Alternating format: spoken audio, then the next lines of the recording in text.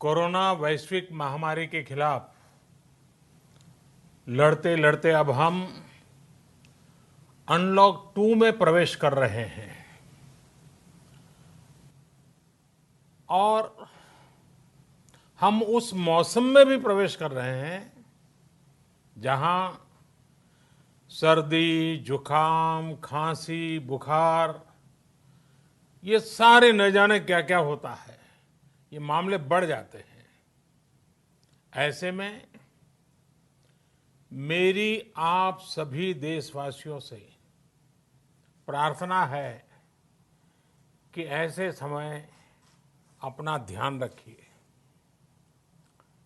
साथियों, ये बात सही है कि अगर कोरोना से होने वाली मृत्यु दर को देखें तो दुनिया के अनेक देशों की तुलना में भारत संभली हुई स्थिति में है। समय पर किए गए लॉकडाउन और अन्य फैसलों ने भारत में लाखों लोगों का जीवन बचाया है, लेकिन हम ये भी देख रहे हैं कि जब से देश में अनलॉक 1 हुआ है, व्यक्तिगत और सामाजिक व्यवहार में लापरवाही जरा बढ़ती ही चली जा रही है। पहले हम मास्क को लेकर, 2 गज की दूरी को लेकर 20 सेकंड तक दिन में कई बार हाथ धोने को लेकर बहुत सतर्क थे, लेकिन आज जब हमें ज्यादा सतर्कता की जरूरत है तो लापरवाही बढ़ना बहुत ही चिंता का कारण है। साथियों, लॉकडाउन के दौरान बहुत गंभीरता से नियमों का पालन किया गया था। अब सरकारों को, स्थानीय निकाय की संस्थाओं को, देश के नागरिकों को फिर से उसी तरह की सतर्कता दिखाने की जरूरत है। विशेषकर कंटेनमेंट जोन्स, उस पर तो हमें बहुत ध्यान देना होगा। जो भी लोग नियमों का पालन नहीं कर रहे हैं, हमें उन्हें टोकना होगा, रोकना होगा और समझाना भी होगा। अभी आपने खबरों में देखा होगा, एक देश के प्रधानमंत्री पर 13,000 रुपये का जुर्माना इसलिए लग गया क्योंकि वो सार्वजनिक स्थल पर मास्क पहने बिना गए थे। भारत में भी स्थानीय प्रशासन को इसी चुस्ती से काम करना चाहिए। ये 130 करोड़ देशवासियों के जीवन की रक्षा करने का अभियान है। भारत में गांव का प्रधान हो या देश का प्रधानमंत्री, कोई भी नियमों से ऊपर नहीं है।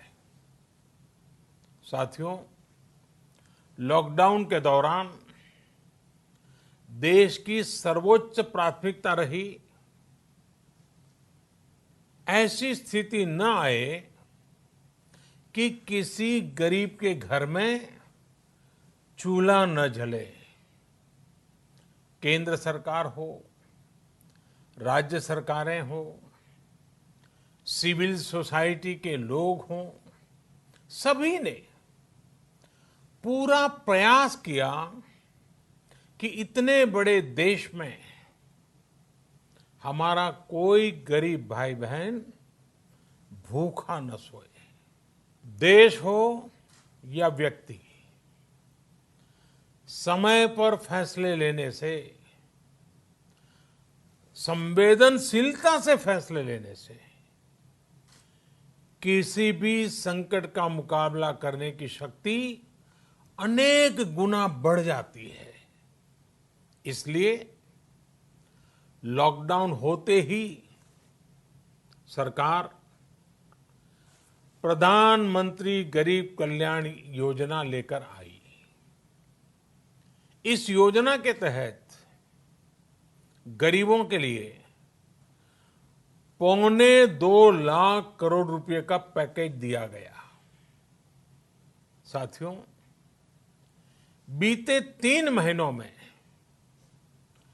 20 करोड़ गरीब परिवारों के जनधन खातों में सीधे 31,000 करोड़ रुपया जमा करवाए गए हैं।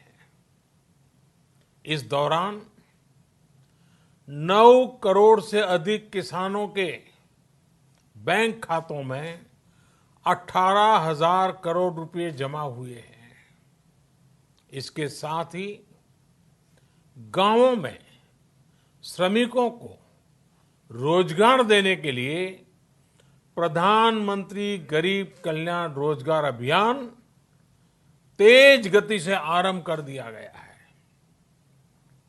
इस पर सरकार 50,000 करोड़ रुपए खर्च कर रही है।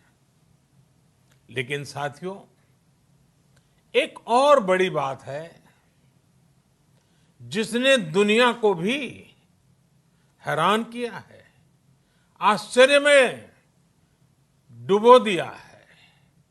वो ये कि कोरोना से लड़ते हुए भारत में 80 करोड़ से ज्यादा लोगों को 3 महीने का राशन, यानी परिवार के हर सदस्य को 5 किलो गेहूं या चावल मुफ्त दिया गया। इसके अतिरिक्त प्रति परिवार हर महीने 1 किलो दाल भी मुफ्त दी गई। यानी एक तरह से देखें तो अमेरिका की कुल जनसंख्या से 2.5 गुना अधिक लोगों को, ब्रिटेन की जनसंख्या से 12 गुना अधिक लोगों को और यूरोपियन यूनियन की आबादी से लगभग 2 गुने से ज्यादा लोगों को हमारी सरकार ने मुफ्त अनाज दिया है। साथियों, आज मैं इसी से जुड़ी एक महत्वपूर्ण घोषणा करने जा रहा हूं। साथियों, हमारे यहां वर्षा ऋतु के दौरान और उसके बाद मुख्य तौर पर कृषि क्षेत्र में, एग्रीकल्चर सेक्टर में ही ज्यादा काम होता है। अन्य दूसरे सेक्टरों में थोड़ी सुस्ती रहती है। जुलाई से धीरे धीरे त्योहारों का भी माहौल बनने लगता है। अब आप देखिए, अभी 5 जुलाई को गुरु पूर्णिमा है, फिर सावन शुरू हो रहा है, फिर 15 अगस्त आएगी, रक्षाबंधन आएगा, कृष्ण जन्माष्टमी आएगी, गणेश चतुर्थी आएगी, ओणम होगा और आगे जाएं तो काटी बिहू है, नवरात्रि है, दुर्गा पूजा है, दशहरा है, दीपावली है, छठी मैया की पूजा है। त्योहारों का ये समय जरूरतें भी बढ़ाता है, खर्च भी बढ़ाता है। इन सभी बातों को ध्यान में रखते हुए ये फैसला लिया गया है कि प्रधानमंत्री गरीब कल्याण अन्न योजना का विस्तार अब दिवाली और छठ पूजा तक, यानी नवंबर महीने के आखिर तक कर दिया जाएगा। यानी 80 करोड़ लोगों को मुफ्त अनाज देने वाली ये योजना अब जुलाई, अगस्त, सितंबर, अक्टूबर, नवंबर में भी लागू रहेगी। सरकार द्वारा इन 5 महीनों के लिए 80 करोड़ से ज्यादा गरीब भाई बहनों को हर महीने परिवार के हर सदस्य को 5 किलो गेहूं या 5 किलो चावल मुफ्त मुहैया कराया जाएगा। और साथ ही प्रत्येक परिवार को हर महीने 1 किलो चना भी मुफ्त दिया जाएगा। साथियों, प्रधानमंत्री गरीब कल्याण अन्न योजना के इस विस्तार में 90,000 करोड़ रुपए से ज्यादा खर्च होंगे। और अगर इसमें पिछले 3 महीने का खर्च भी जोड़ दें तो ये करीब करीब 1.5 लाख करोड़ रुपया हो जाता है। अब पूरे भारत के लिए हमने एक सपना देखा है। कई राज्यों ने तो बहुत अच्छा काम भी किया है। बाकी राज्यों पर भी हम आग्रह कर रहे हैं कि इसको काम को आगे बढ़ाएं। और काम क्या है? अब पूरे भारत के लिए एक राशन कार्ड की व्यवस्था भी हो रही है। यानी एक राष्ट्र एक ration card, one nation one ration card. इसका सबसे बड़ा लाभ उन गरीब साथियों को मिलेगा जो रोजगार या दूसरी आवश्यकताओं के लिए